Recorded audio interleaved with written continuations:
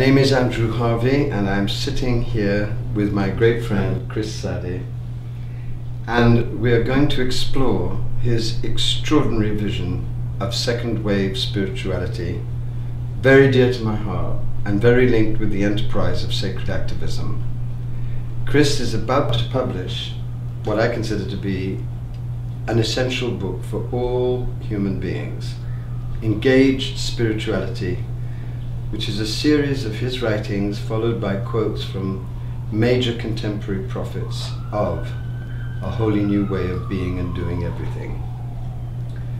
Chris, this is a delight, and I want to ask you, what is second wave spirituality? Second wave spirituality is a term that I have given to this spontaneous and global emergence of spirituality in action, of love in response to the crisis of the world, something we are seeing all over the world. People who are spiritual realizing that they need to passionately and from their heart respond to the ecological crisis, respond to the economic very dire crisis, respond to the spread of violence and wars, and they are getting engaged. They're getting engaged in non-profits, they're getting engaged in getting together and working in their community or a global level.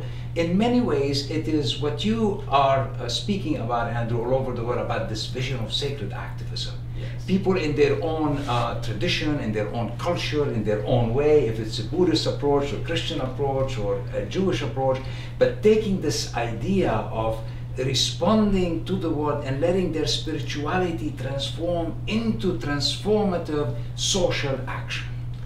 This is, of course, why I love it so much, because for me, as you know, sacred activism is the fusion of the two noblest fires in the human soul. The fire of the mystic's passion for God with the fire of the activist's passion for justice. Yes. And in your holy and beautiful terms, second wave spirituality, you have taken this vision of sacred activism and shown how it's really emerging everywhere and in a wholly different, extraordinary way in all kinds of different disciplines and potential actions. I'm so grateful for this. Very much so. Tell me why you call it second wave.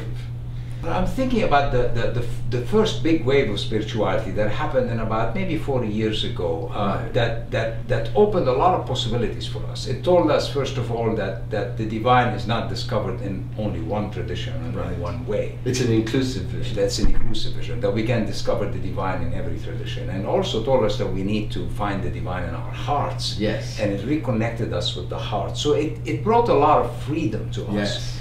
And made us appreciate that personal connection with the divine.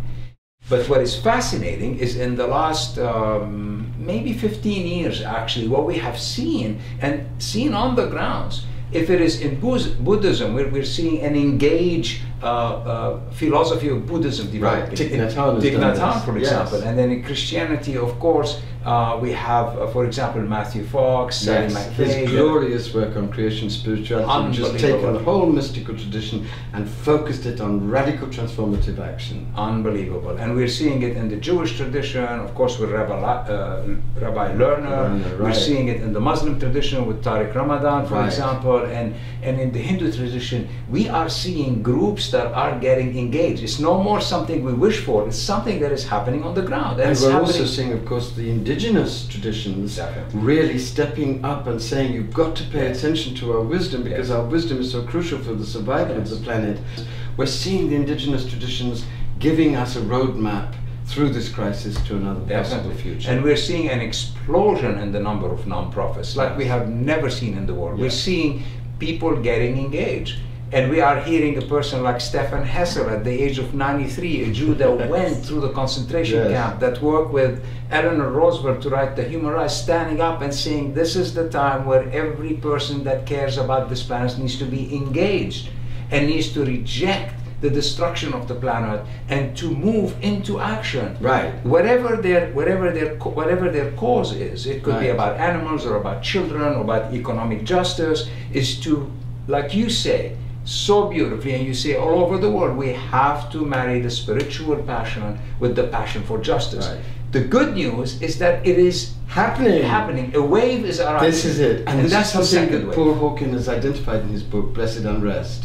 Because in this book, he has made clear that all over the world there is a massive beginning Yes. of all kinds of different people Yes. coming together in favor of a world of justice Yes. and of compassion. Yes. He says that there are between 1,500,000 Yes. and 2 Yes. million organizations Yes. Yes. devoted to environmental Unbelievable. change, ecological change, Unbelievable. social change, economic change, change in the status of women, change in animal rights, change in gay rights.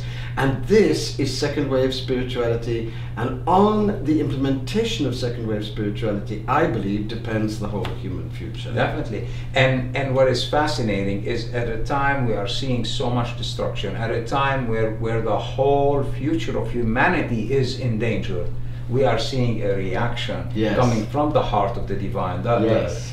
The love is pouring, and there is a gathering of people who are saying we need to rise up to the challenge and meet the dire suffering that is there, and bring a transformation that comes from the heart and the spirit. So this is a very promising wave, and I don't think we have ever seen it in history. No, it's an unprecedented crisis. This is an unprecedented response. The great death is calling forth the birthing forces of the great birth.